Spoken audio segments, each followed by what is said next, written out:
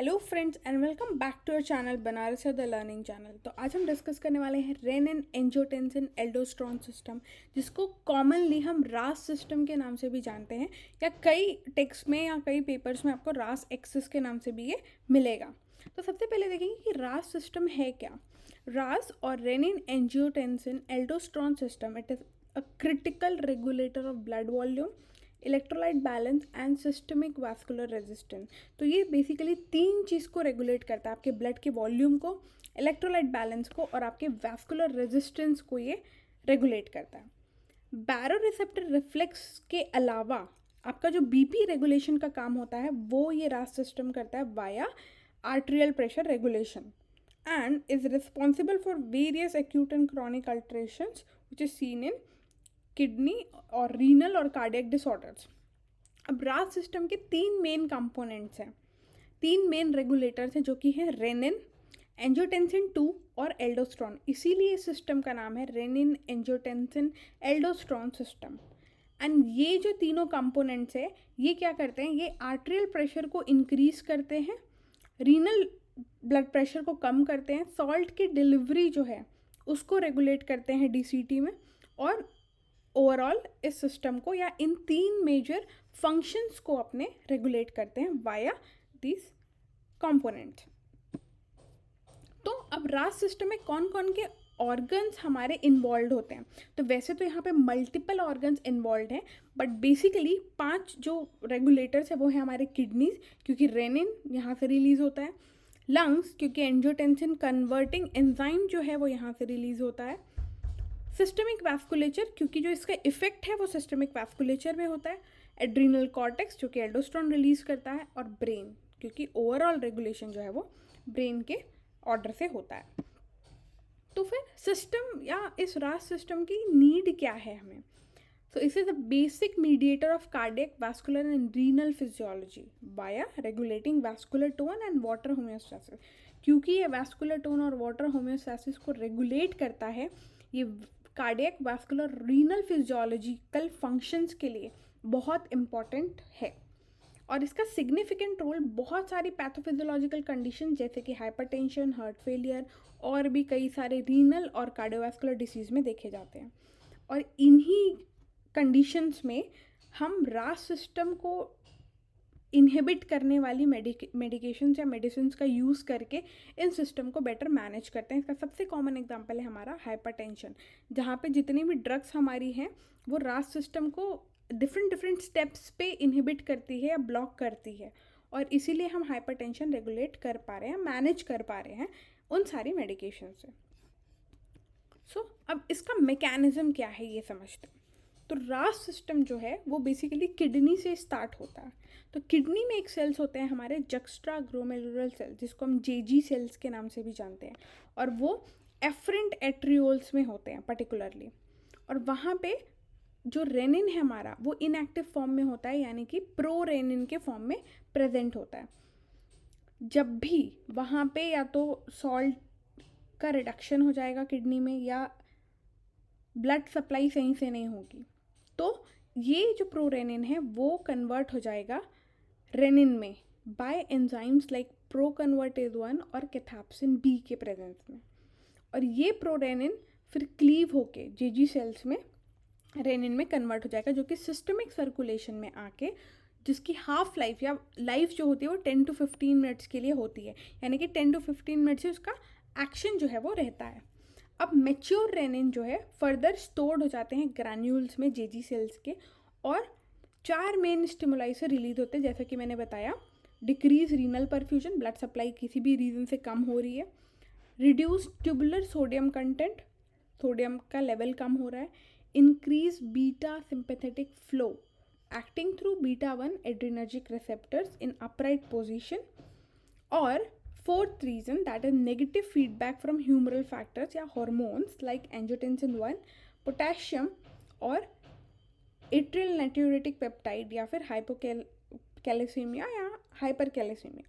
इन conditions में रास system जो है वो एक्टिवेट होता है। तो यहाँ पे कुछ टर्म्स हमने देखे।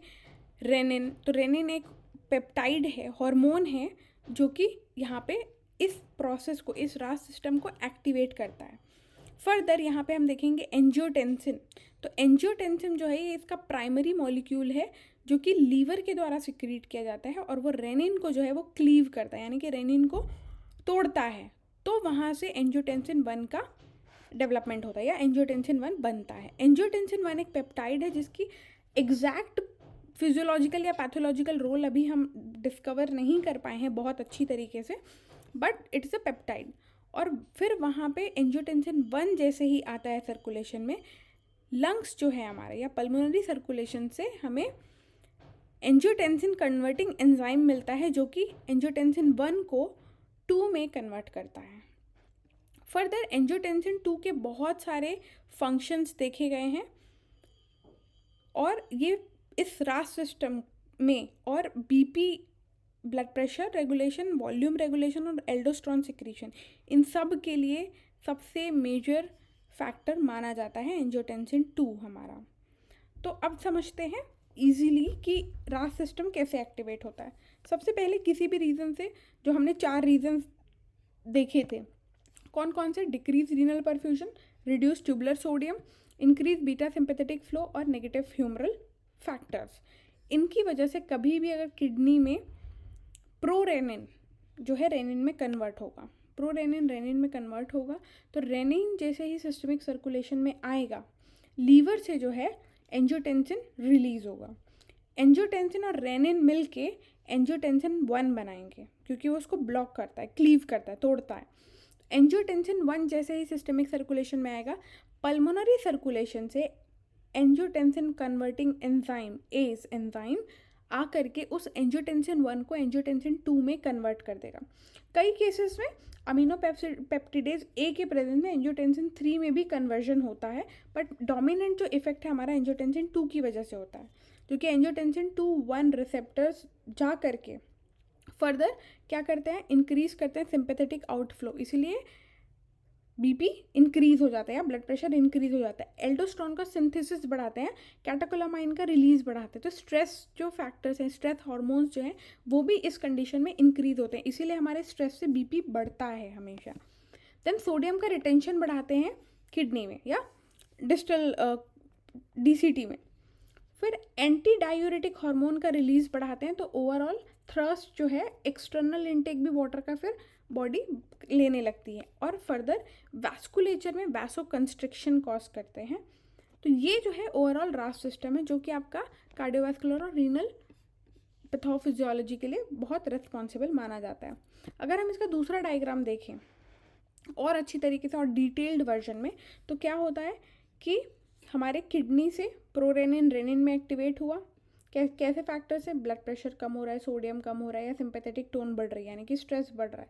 इन किन्हीं भी रीज़न से प्रोरेनिन रेनिन में कन्वर्ट होगा, सिस्टमिक सर्कुलेशन में आएगा।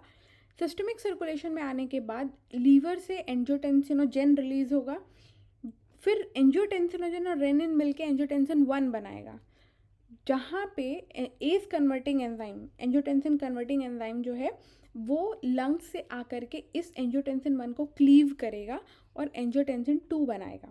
फर्दर एंजियोटेंसिन 2 जो है 5 मेजर ऑर्गन्स या सिस्टम्स में इफेक्ट दिखाएंगे। सबसे पहला किडनी, जहाँ पे वो ग्लोमेरुलर एफरेंट आर्टियोल को कंस्ट्रिक्ट करेंगे और सोडियम और हाइड्रोजन आयंस के एक्सचेंज एक्टिविटी को बढ़ाएंगे, यानी कि वाटर का रिटेंशन बढ़ाएंगे।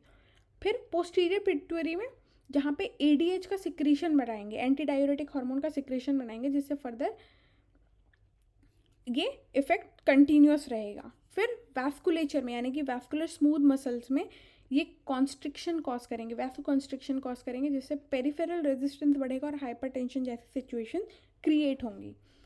उसके अलावा हाइपोथैलेमस को ये अफेक्ट करके थ्रस्ट जो है वो बढ़ाएंगे ताकि और वाटर बिल्डअप हो बॉडी में। देन एड्रीनल कॉर्सेट्स को ये अफेक्ट करेंगे ताकि एल्डोस्टेरोन का सिक्रीशन बढ़ जाए और फर्दर ऑर्गन्स पे ये इफेक्ट दिखे। अब हम सिस्टमिक रास और कार्डियक रास दोनों को समझ लेते हैं, क्योंकि हमको रास सिस्टम समझ आ गया है। तो 2 तरीके के रास सिस्टम होते हैं। एक होता है हमारा सिस्टमिक रास, जो कि ओवरऑल हमने अभी देखा कि सारे ऑर्गन सारे सिस्टम्स पे इफेक्ट दिखाएंगे। एक होता है हमारा कार्डियक रास, जो कि किडनी और हार्ट दो में पर्टिकुलरली इफेक्ट दिखाते हैं, या बोल सकते हैं हम हाइपरटेंशन या रीनल डिसीजेस कॉज करते हैं। तो सेम एंजियोटेंसिन के प्रेजेंस में रेनिन और एंजियोटेंसिनोजेन के प्रेजेंस में एंजियोटेंसिन 1 बनेगा, एस के प्रेजेंस में एंजियोटेंसिन 2 में कन्वर्ट होगा। फर्दर सिमिलर मैकेनिज्म जो है वो हार्ट कार्डियक रास में भी होता है, पर 3 मेजर डोमिनेंट सिस्टम्स पे ये इफेक्ट देगा। सबसे पहला कार्डियोमायोसाइट यानी कि हार्ट के सेल्स में, तो वहाँ पे क्या कॉज करता है, लॉन्ग टर्म में एंजियोटेंसिन 2 के प्रेजेंस में कार्डियोमायोसाइट जो यानी कार्डियक सेल्स जो है उनकी हाइपरट्रॉफी हो जाती है और उनकी माइक्रो वेसल्स जो है वो डिस्टर्ब हो जाती है, उनकी इंटीग्रिटी डिस्टर्ब हो जाती है, जहाँ पे कोरोनरी माइक्रोवास्कुलर डिसफंक्शंस हो जाता है, जैसे कि लेफ्ट वेंट्रिकुलर हाइपरट्रॉफी या फिर और भी सर्टेन कार्डियोमायोपैथीज में। उसके अलावा माइक्रोवास्कुलेचर में वो क्या कर रहा है, माइक्रोवास्कुलेचर यानी कि स्मॉल ब्लड वेसल्स में वो वैसोकंस्ट्रिक्शन कॉज कर रहा है, जो कि हमने पहले ही देखा कि रास सिस्टम एक्टिवेट होने से वैस्कुलेचर में वैसोकंस्ट्रिक्शन डेवलप होगा। तो जैसे ही ज़्यादा वैसोकंस्ट्रिक्शन होगा तो इम्पेयर्ड वैसोडायलिटेशन होगा, जो कि फर्दर अगेन कार्डियोमायोपैथीज को इंक्रीज करेंगे। देन एंजियोटेंसिन 2 क्योंकि एड्रीनल पे भी इफेक्ट डालता है, तो एल्डोस्ट्रॉन का सिक्रीशन बढ़ता है, तो वो इनडायरेक्टली अगेन माइक्रोवास्कुलेचर पे अफेक्ट करेंगे और साथ ही साथ सोडियम का रिटेंशन, वाटर का रिटेंशन बढ़ा करके हाइपरटेंशन जैसी सिचुएशंस को क्रिएट करेंगे। इसके अलावा एंजियोटेंसिन 2 जो है वो इन्फ्लामेशन और स्ट्रेस हार्मोन को इंक्रीज करने में भी कई जगह रिस्पॉन्सिबल माना गया है। तो hope you guys like this video. Do like, share and subscribe our channel for more videos. Thanks for watching.